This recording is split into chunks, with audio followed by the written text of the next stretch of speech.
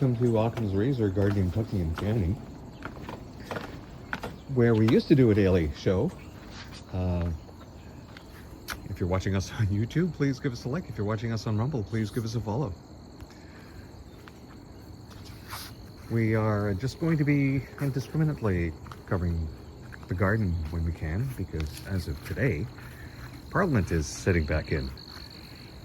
And the entire purpose of this channel on Rumble was to really put a microscope on what the hell is going on in Canada, seeing as we have not yet had a resolution on the COVID-19 vaccine injuries and deaths and accountability.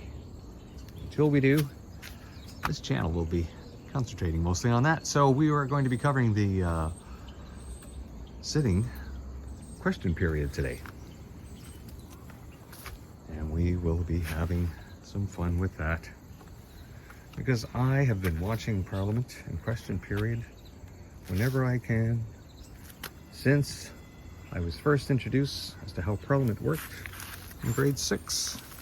We all sat around, both sides, set up a fake little Parliament, ran our own little session. I got to learn how it worked, and then I watched it on TV, and then when I couldn't watch it, I read the Hansard. And even in 38 years of serving in the military, I always kept track, because it was always fascinating to watch the no answer period. Yes, they call it the question period, but it's really the no answer period, because you never get an answer. Rarely do you do.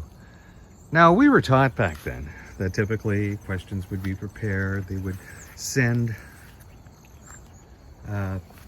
what they were going to be asking those members of Parliament in government, especially if they were a minister, so they would send it to their office. Hey, look, we're going to be asking you this today. Could you have an answer ready for us? They used to do that. But it got to a point where, well, the Liberals just won't even do that. They will just completely ignore the opposition. In fact, they don't work with the opposition, hardly ever, unless, of course, it's to their advantage. This particular Liberal government, this far left Liberal government, has enriched itself and their friends, and Canada's treasury has been bled far into the negative, and they're spending more and more with no budget, and Canadians just keep letting them. But really, I'd like to know how they got away with a failed vaccine injury support program that was supposed to be providing help for the few people they decided were allowed to have help from the COVID-19 vaccine injury. Just a few of them.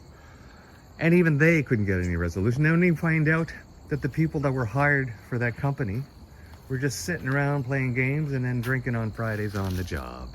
No wonder you couldn't get any answer back from them, according to those that were injured. But, you know, mainstream media is bought and paid for through our tax dollars by the Liberal media. So they will always present something positive to the public regarding every single thing that the Liberals do. And if you look at these things, well, bloody hell, look at the state of our country. 37% of the population has increased since they came into power over 10 years ago.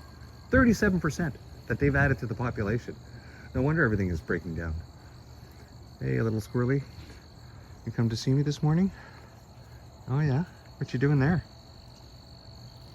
You're munching on those sunflowers that I had sitting in a vase on the deck, and there was finally time, and so I just threw them down there. I was going to throw them over in a compost pile, but obviously Buddy is finding the really tasty bits there.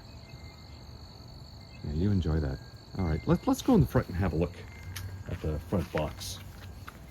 Let's bring this. There we go. There we go. And here we are in the front. Drink for lavender.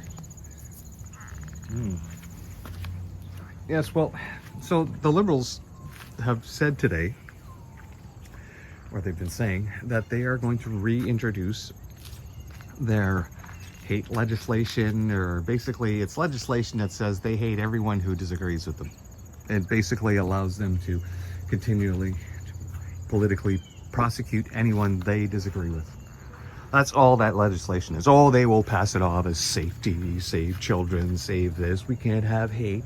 Thing is you cannot qualify or quantify hate. So they throw emotion into legislation and policy so that they can control you and control what people can say. And use the organ of the state against you, to fine you, to arrest you, to confiscate your stuff, to destroy your life, so that they can continue to steal from Canadians and enrich their friends. Now, of course, you know they're big about the modular housing. They've been all over the news about it. We know Brookfield is big into it, and we know that Prime Minister Carney is heavily invested, even after he lied about his financial portfolio. Remember, during the election run, he stated that he only had cash and property, only to find out that he has this massive investment portfolio that every single legislative action that he's been taking has been enriching himself with. How is this ethical?